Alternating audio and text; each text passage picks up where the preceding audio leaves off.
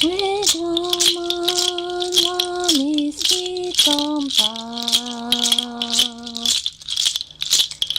Wigwaman wamiskitompa. Ukiyak mohikselus, ukiyak ungkas, amasira. Wehaya, wehaya, yoe.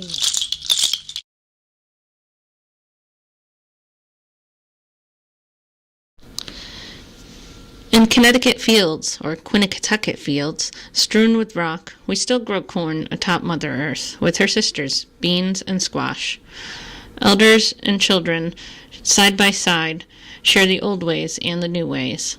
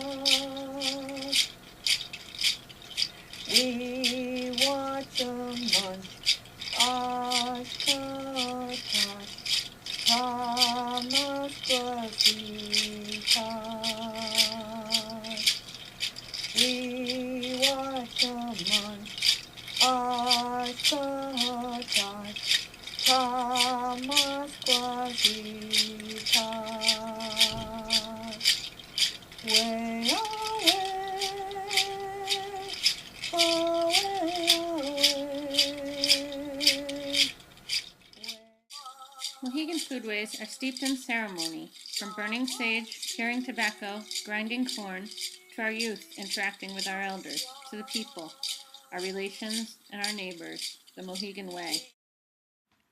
The whole process of corn from seed to yokieg, or cornmeal, has changed little over thousands of years.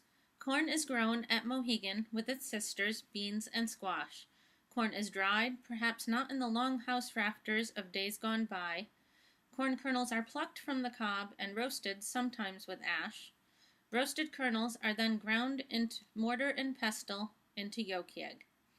To save on dental work, yokieg is usually sifted in a fine woven basket or a store-bought screen. Dry kernels, or yokieg, can be saved for years, reconstituted in soups and cereal-like porridges and Indian pudding. This ancient trail food of Turtle Island can be easily stored, carried, and shared for another tomorrow. Here, corn is shared at a Mohegan intertribal social, a sort of mini powwow. It's shared here in a rich, thick corn chowder. And children, with a foot in two worlds, may hide to play with their gadgets, but the drum calls them all to round dance and play eventually. Many of us do not hunt anymore with the life-saving skills our ancestors depended upon, but some still fill the freezer with their modern bows, and our children still learn basic archery skills.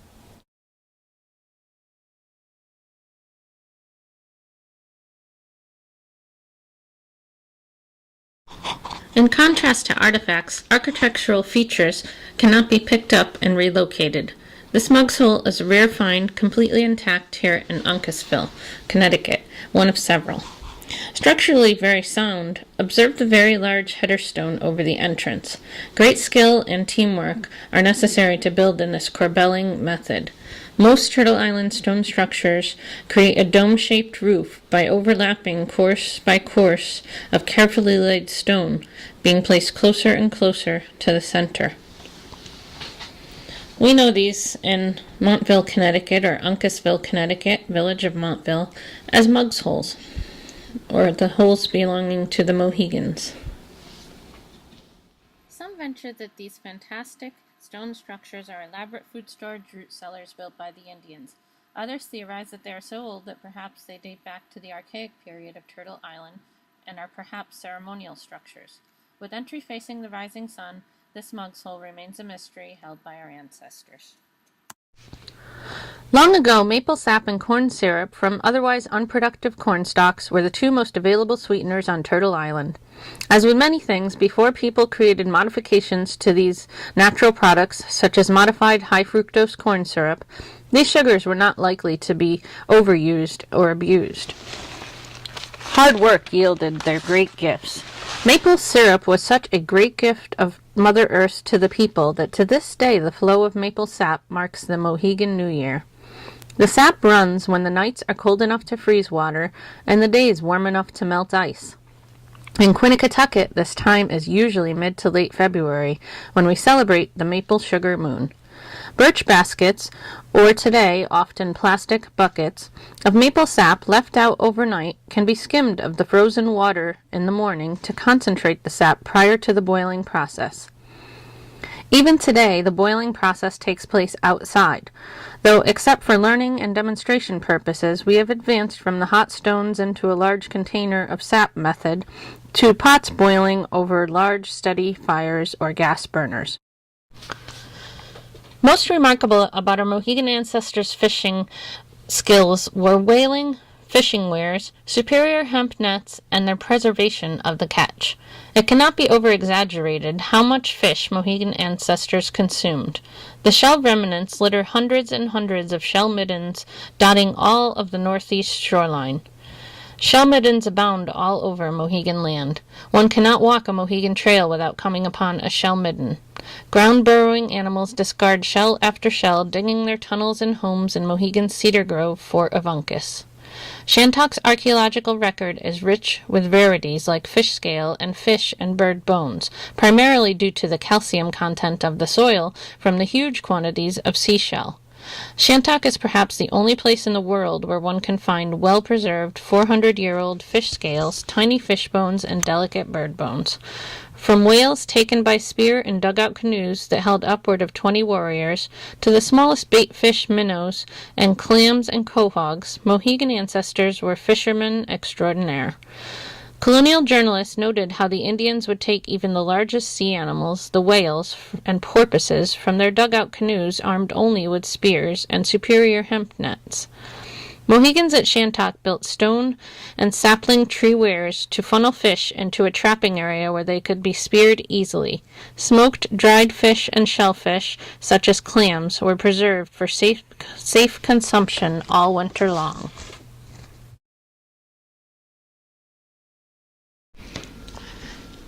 The bark baskets of our ancestors, sewn with the conifer roots of our homeland, our elders teaching our children. These material culture items are displayed yet brought to life in this little stone building on Mohegan Hill at Tantaquidgeon Museum. Ahs and oohs of wonder are often heard by new and old visitors. There is so much to see that each visit brings to light a new discovery of our foodways and of our culture. Our baskets, our mortars, our stone tools, our knives that were crooked, not straight, intentionally so, to form the curve of a spoon or the arc of a bowl. The dogwood trees speak, and the light of discovery from the baskets of the past and the chiefs of the past to the people of the future tell our stories and share our sacred symbols.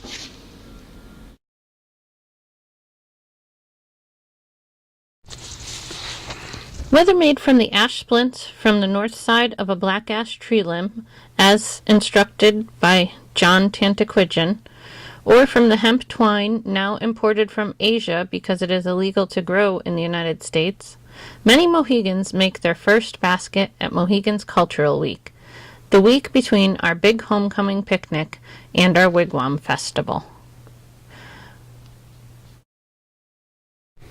From tiny yokieg birch bark baskets and small yokieg hemp twined baskets to small melon baskets and very large melon baskets to our traditional square round Mohegan splint basket. Mohegans make many, many types of baskets. Our small sweetgrass baskets are often used for offerings to the little people, and our splint baskets are commonly referred to as a berry basket. Many, many baskets have been made throughout Mohegan history, and many perhaps once had a cover. Very few covers survive the lost cover syndrome that even plagues the modern kitchen. Mohegan Homecoming and Cultural Week.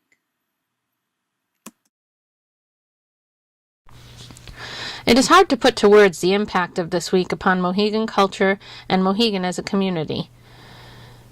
It is a week in which we share 3 meals a day, favorite family recipes, campfires and s'mores, stories of old and new around the sacred wigwam fire that begins its burn on Thursday. This week we live together as a community. In a week of many traditional Mohegan crafts and food sharing and recipes, Mohegan shares. We share proud grandparents, sleeping babies, learning old ways and new ways, pounding yolk egg and grinding stone tools and mortars. In this week in which many live together on Mohegan land, we watch each other's children and catch up on a year's worth of news from relations near and far, take some time to visit Shantock's burial ground, and have some quiet moments in the cedar grove where Uncas's Palisades once stood tall, and where we teach our children archery. It takes a community to raise a child.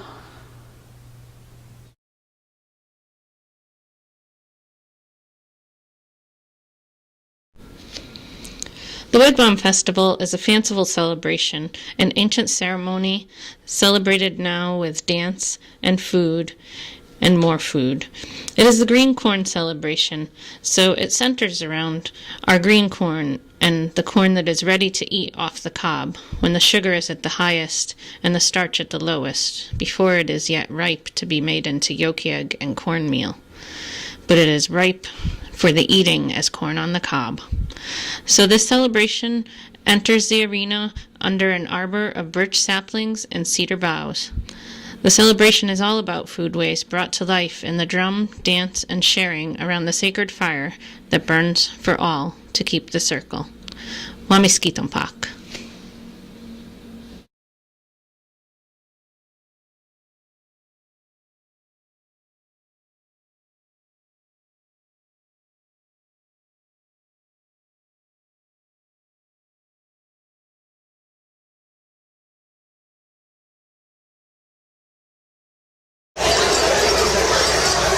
While no one denies that ancient Mohegans celebrated the harvest with drumming, singing, dancing, and of course food, this is a modern girls' harvest dance reinvented and celebrated by several area Algonquin tribes, including Mohegan. An elder from a local tribe once said, "Gladys Kentapujin taught me this dance at the museum, but at Mohegan we know Gladys never danced." So, we explain this as a modern interpretation of an ancient celebration, a song sung by the ladies, a dance danced by the girls, to mark one of the most celebrated harvests of the year, that of the sweet green corn. When the corn stalk is a bright leafy green, the corn is at its brightest, at its highest sugar, before it converts sugar to starch to ready itself for roasted, pounded yolk egg traveling food. The girls' harvest dance.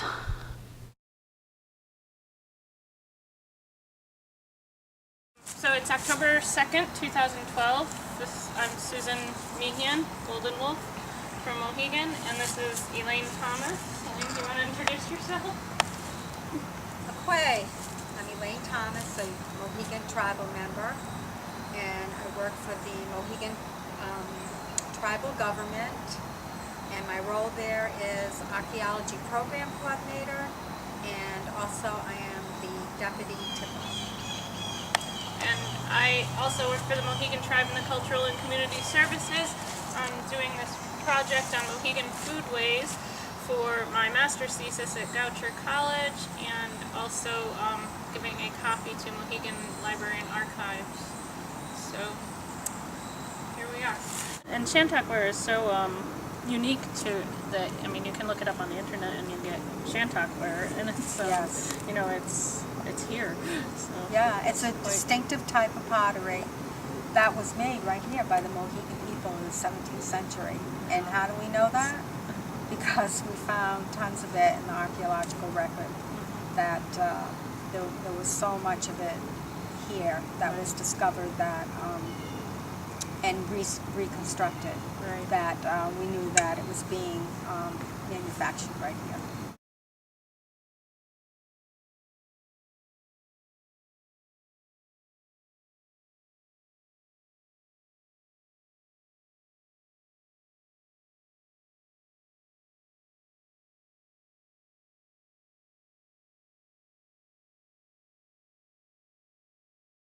So maybe you have something different, but Mohegan view women as the giver of life and related, of course, a preparer of foods and sustaining the family. So Mohegan tradition teaches us, for example, it's a common quote that corn feeds us physically and spiritually. Gladys was noted to say that, and I'm sure that we felt that. The castellations and nodes are sometimes said to resemble the female form, or perhaps corn on the cob. So what do you think? Do we want to talk about Shantok pottery? Yes. I brought a great example of one you've made. Again, all things being connected. When I look at the castellations on Shantok, I see both male and female forms. Have you? I've heard you say.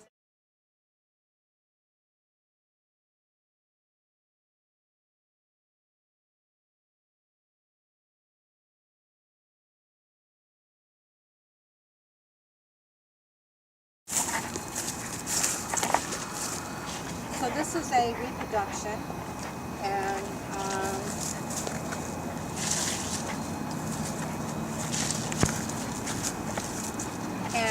this would be on a smaller scale of a Shantok pot.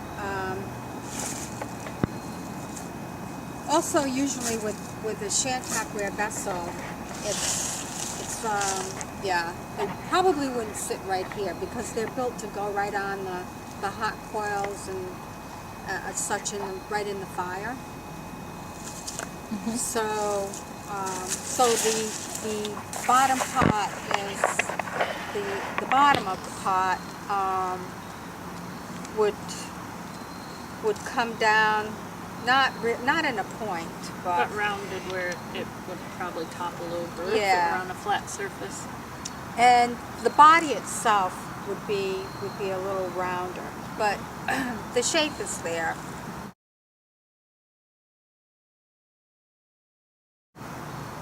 And my kids, when they see these, immediately see these and think of them as something you would pour from. yes. So just a different viewpoint of them, as they were perhaps also a functional. Yeah, absolutely. My kids immediately saw the function of well, that's it. I think that's right. I think there's a blend of something that is functional and also symbolic, that is very meaningful to everyday life. Life-giving. Absolutely. Eating. Yes. I mean, if and this is don't live. Shantok pottery is a coil production. It's yes. made from coil.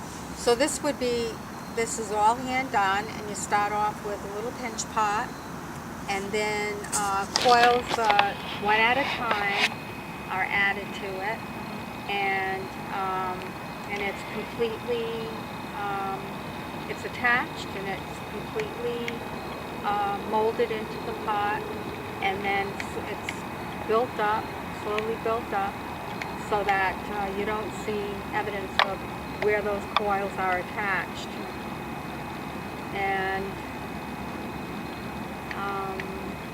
And then is there evidence of something mixed into the clay? There is shell. There is, we don't know for sure if it's quahog shell, but there is shell that was finely ground and added to the clay, and that was for to give it firing power in the firing process.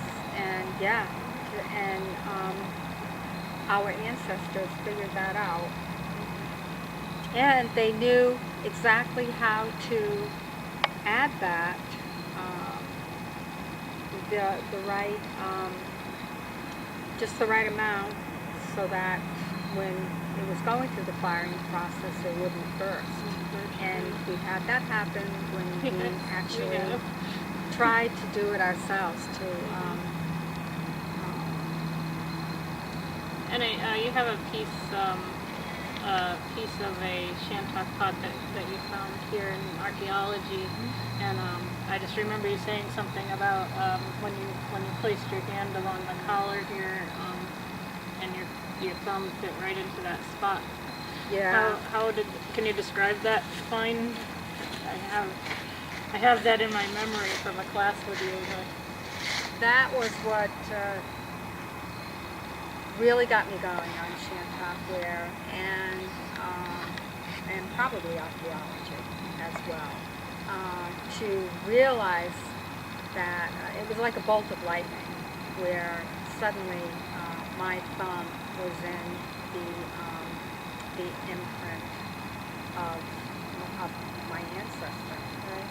And the person who had manufactured that pot, and it was a connection that there's just no other way to make a connection like that. And this right here is most likely from the village of Uncas, the time of Uncas. Right. And we have some rodent living in there, and he's well,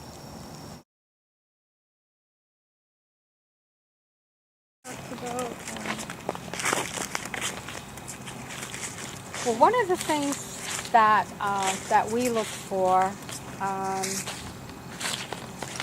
was the eastern palisade wall, and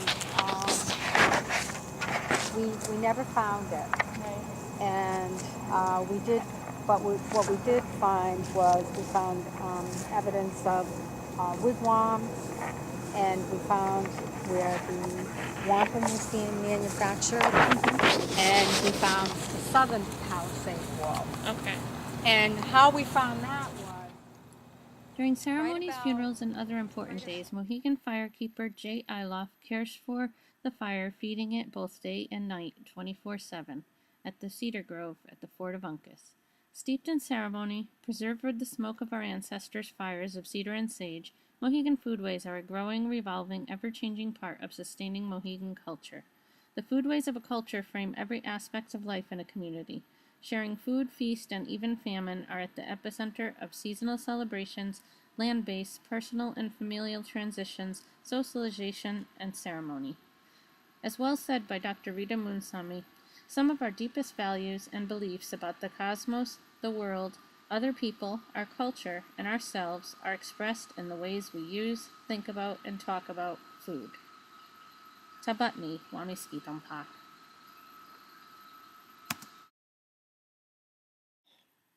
Foodways at Mohegan are choreographed in the community through the interrelations of past practice, present conditions, our leaders' commitment to take care of future generations, our stories and oral history, our rolling hills homeland, written and unwritten cultural policy, and simply by the people.